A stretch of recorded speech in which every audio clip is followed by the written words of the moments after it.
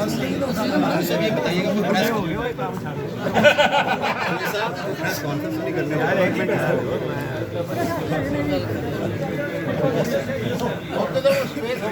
Press conference तो नहीं करने जा रहे। कॉन्फ्रेंस अभी नहीं हो रही है।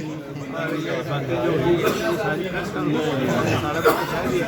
कहा ये सारी अल्लाह ताला की करने वाली हुजूर अकरम सल्लल्लाहु अलैहि वसल्लम और मुल्क की ताकि एक यकजहती होगी तो सर अभी भी पीटीआई के साथ है यार एवं 4 महीने भुगत रहे। सर इलेक्शन तो नहीं करवाने जा रहे, अभी तक की तो यही सूरत हाल है, इसके ऊपर क्या कहेंगे?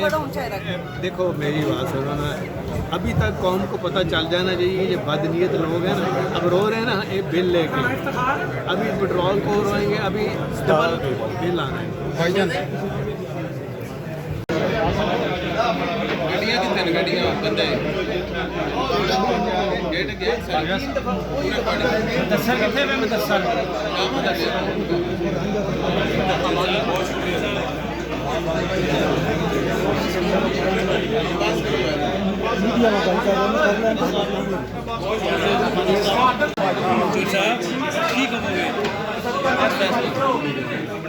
बस इंसाफ का बहुत फैला हुआ आज तो इंसाफ